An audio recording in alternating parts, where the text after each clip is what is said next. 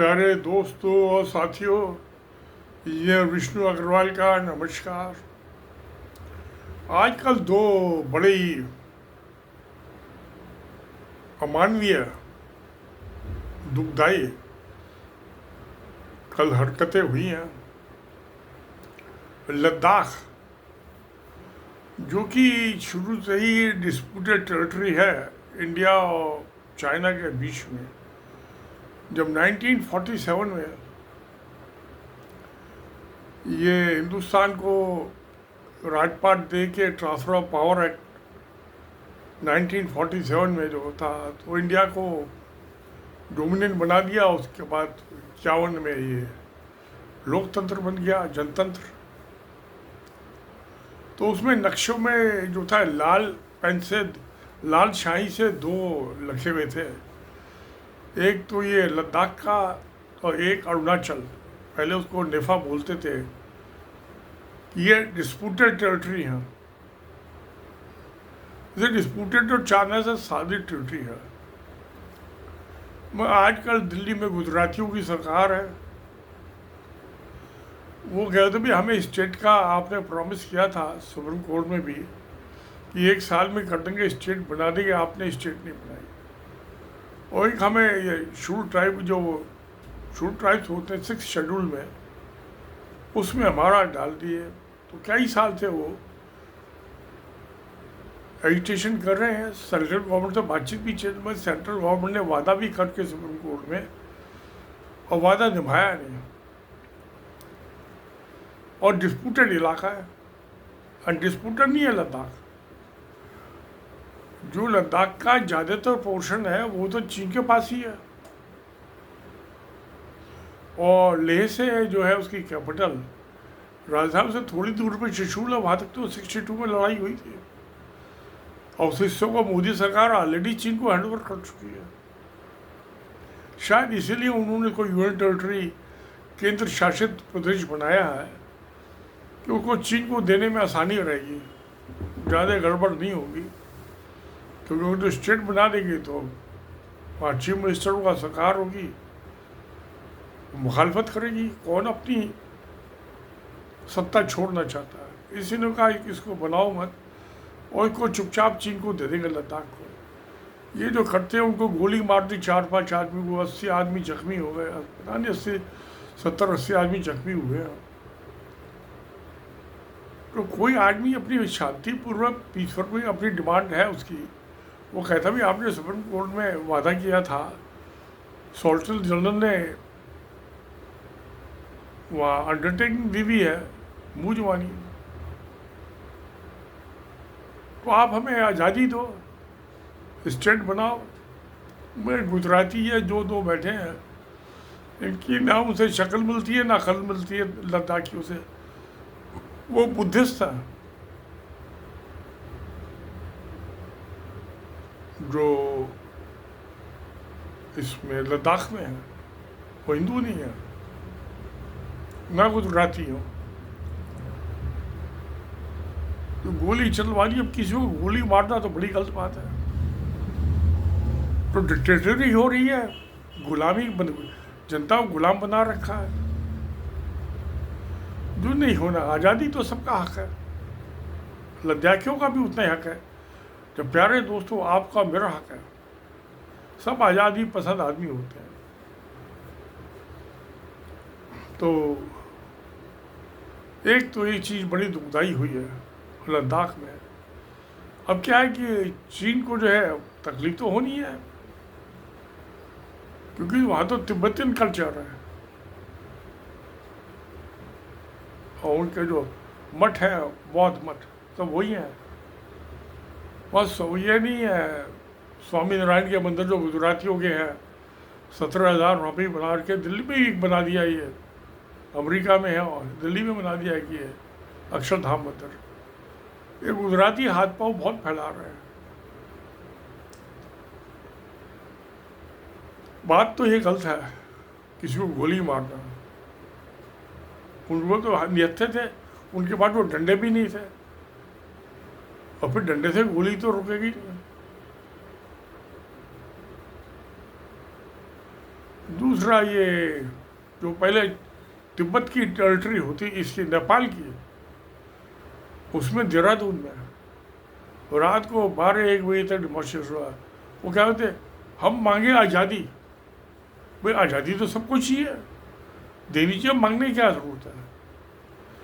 तो ये जो है उत्तराखंड, जनवरी 1815 में उस समय 2 गोरखा वार हुई थी ईस्ट इंडिया कंपनी की, इंडियन गवर्नमेंट की नहीं, गुजरातियों से नहीं हुई थी ये। ईस्ट इंडिया कंपनी और ट्रेडिंग कंपनी थी।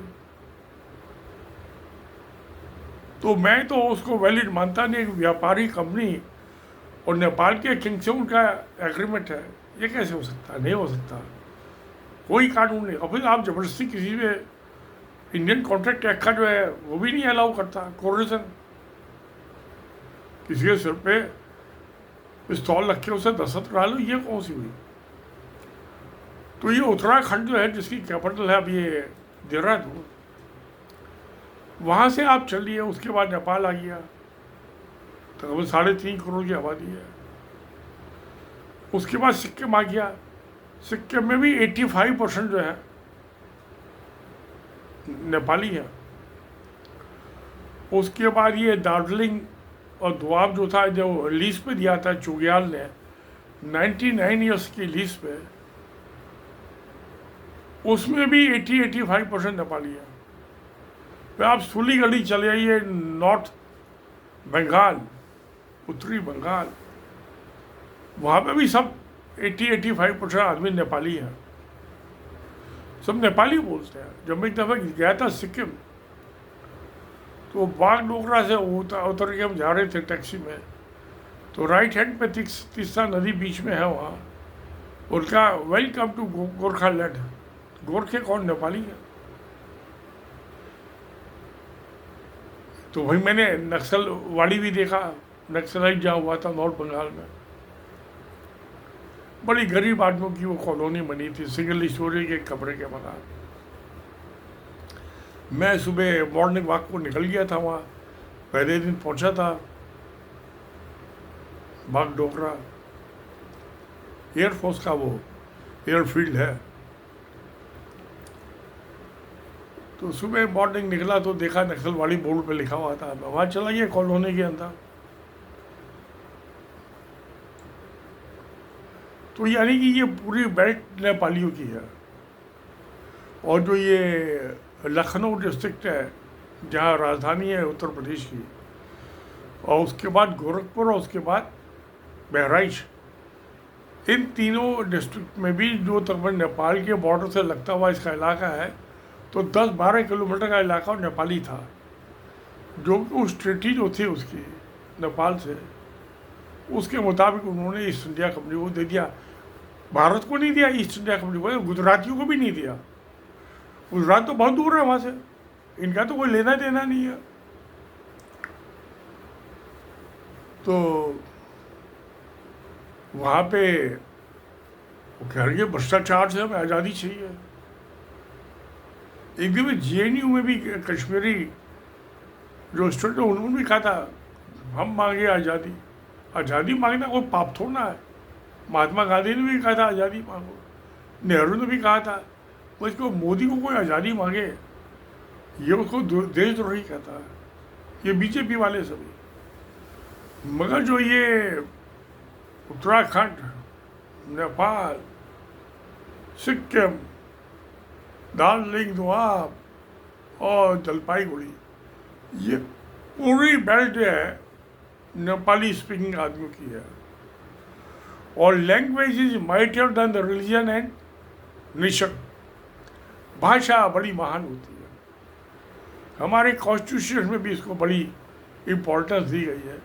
भाषा के हिसाब से स्टेटों का डिवीजन हुआ है। और इनकी जो ये गढ़वाली है, कुमायूं, इनकी शक्ल भी नेपालियों से मिलती भी है।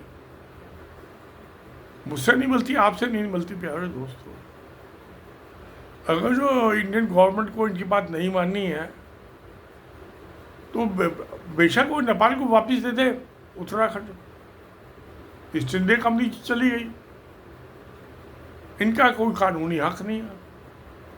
क्यों कि एक किंग और एक ट्रेडिंग कंपनी के बीच में जो एग्रीमेंट है, किंग का तो किंग से ही होगा और राजा का तो राजा से ही एग्रीमेंट होगा ना, ट्रेडिंग कंपनी से कैसे हो सकता है। इसलिए कानूनी तौर पे भी वो ट्रीटी वैलिड नहीं है। और आजकल जो काठमांडू जो कैपिटल है नेपाल की, उसके जो मेयर हैं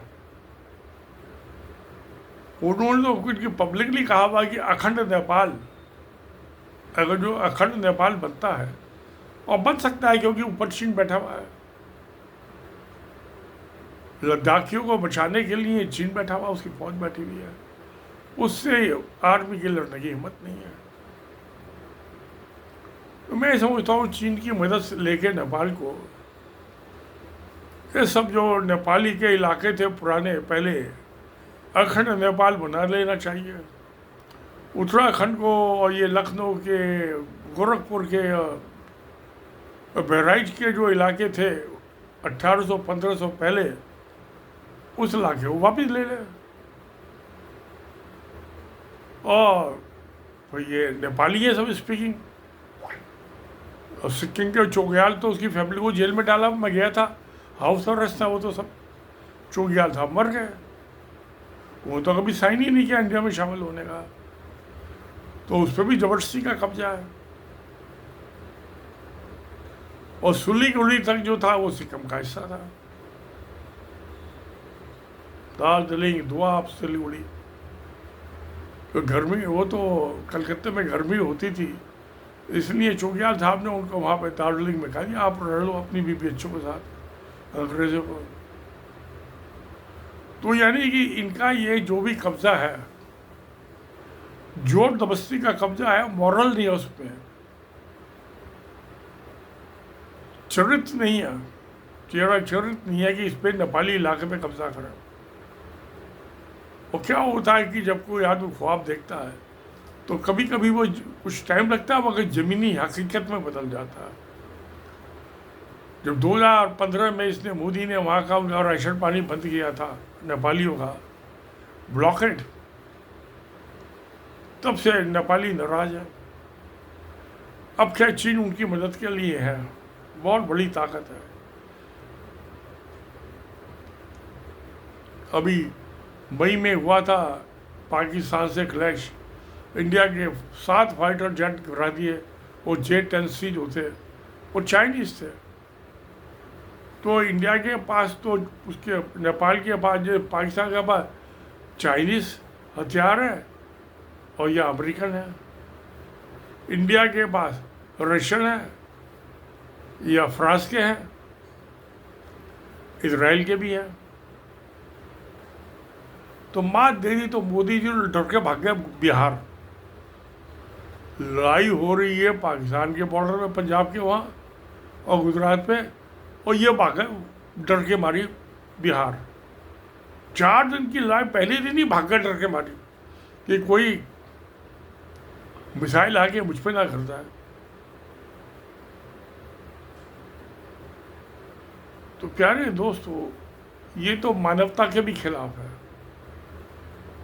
इंसानियत के, ह्यूमैनिटी के खिलाफ है कि किसी को गोली मारो अपने रिश्वतखोरी के लिए। यंग लड़कों के, उनको नौकरी नहीं मिल रही है, कोई धंधा नहीं हो रहा है कुछ, क्योंकि कोई अगर जो लगाए धंधा तो एनफोर्समेंट डायरेक्टरेट CBI वालों को भेज देते हैं कि जाके छापा मारो और इसे वसूली करके लाओ। इलेक्ट्रोल बॉन्ड में पहले साबित हुआ, ये PM केयर फंड है। RSS को तो पैसे की हमेशा कमी रहती है, तो मोदी जी का तो काम है RSS को पैसा दे, इकट्ठा कराए, इनके पास कोई दूसरा काम ही नहीं है, झूठ का प्रदर्शन है। तो ये जो हो रहा है, ये उत्तराखंड में, देहरादून में और लद्दाख में, ये बहुत गलत है। पर इन गुजरातियों को समझ में नहीं आ रही। भाई इनको पता हो जाए कि गुजरात की जो कल्चर है, सभ्यता है, वहाँ तो अगर डांडिया खेला जा रहा है नवरात्र में, लद्दाख में तो कोई डांडिया नहीं खेलता। उत्तराखंड और नेपाल का हिस्सा था, उसमें भी कोई नहीं खेलता डांडिया। सिलीगुड़ी में भी कोई नहीं खेलता। तो जो नेपाली स्पीकिंग पॉपुलेशन है, कहीं कोई डांडिया नहीं होता। तो इनकी तो सभ्यता ही अलग है। तो मैं समझता हूँ सब अमन शांति से निपटना चाहिए, और ज़रूरत हो तो चीन की मदद ले लेनी चाहिए कि जिससे अमन शांति हो सके, लद्दाख में भी और उत्तराखंड में। तो ये अमन शांति ही तो सच्चाई है। तो सत्य में जयते। नमस्कार, धन्यवाद।